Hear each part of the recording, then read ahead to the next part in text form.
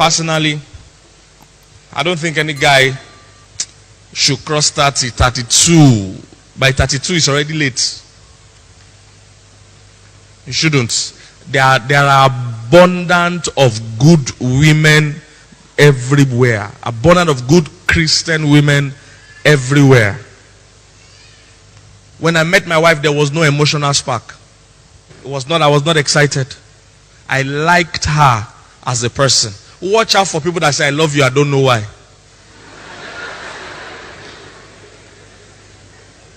I knew why I liked my wife, and those reasons are still here today, and I still like her today.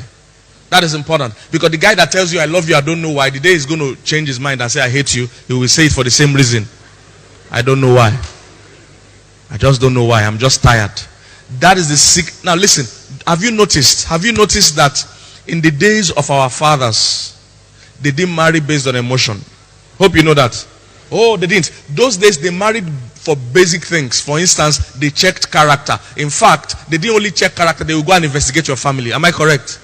It was purely on tangible things. You will not hear somebody in those days say, I saw the girl, I began to shake, I began to shake. You will never hear that nonsense. That old men, I want to say young men, that old men are telling me today. You will never hear such. They married on clear value. Then they born for their house. Are they anybody mad there? They get sense. Once they check basic real qualities, some of those girls you don't even have to meet them before time. They arrange the marriage. They just tell you, marry her, you'll be fine. They make sure, can she cook? Is her mother well behaved? Is her mother in her father's house? Can she cook? Once they get values sorted, forget a butterfly. And funny enough, those marriages are doing far better than all this butterfly marriage of our generation. Because we are making common mistakes that scripture says not to do. Charm. When I saw the girl, I couldn't breathe. I just confused. I'm excited. Excitement does not last. Look for a hardworking girl. Her head is on the ground. She's doing something with her life. She loves the Lord. She serves the Lord. She's hardworking. She's homely. She's doing what she can do. Marry this girl. There are many of them, good girls everywhere. And I'll see old men roaming around. It's tiring. And listen, guys, if you're a guy here 35 and above, the challenge is this, and you have not met a lady yet. Challenge is that meeting the girl and marrying the girl will still take approximately 1 year. Assuming you meet the girl today. To still take 1 year. Because you will still be friends, you will still date, you will still meet father, meet mother, meet pastor, do church counseling. Roughly 1 year. By the time you do that, then if she gets pregnant on wedding day, it will take at least 9 months before your first child comes. If she doesn't get pregnant on wedding day, you go begin work. This means, for instance, if a guy here 38, 39, and in 2 years your firstborn will come. This means, sir, that when your first child is 1 year old, you'll be about 42 or 43. Who will go for his inter-house sports? I know you're not thinking far now, but I'm here. I'm your pastor. I will help you think far. You know you won't go for the inter-house sports. Okay, but you can go with wheelchair or walking stick.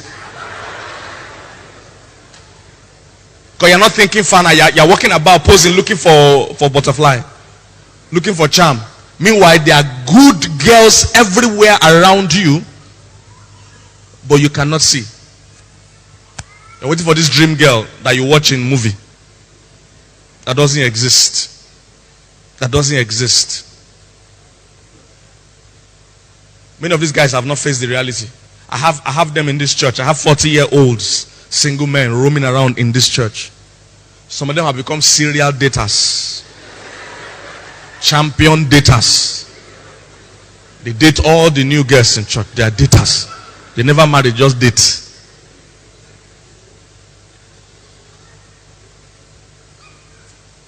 If you are approaching 40, not married, not in relationship, your first child, you're going to be older than him with about 40-something years. That's your first child. We never talk about your last born.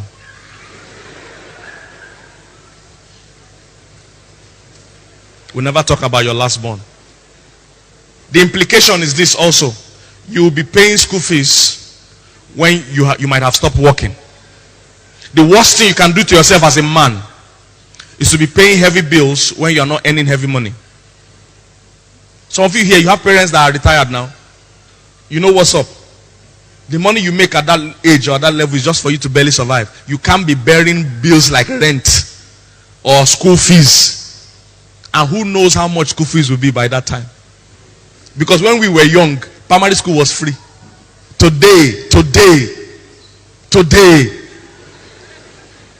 there are some schools that are 500k primary school per term, not per lifetime.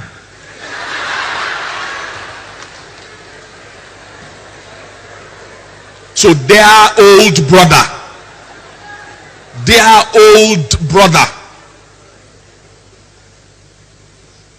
You might be looking for butterfly and be roaming around because you and your friends, nobody's telling you the truth. I'm your pastor, I'll tell you the truth, man.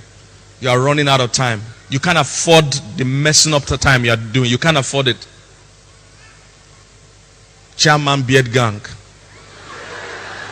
Chairman Syria Daters Association. Chairman Single Fellowship Nationwide.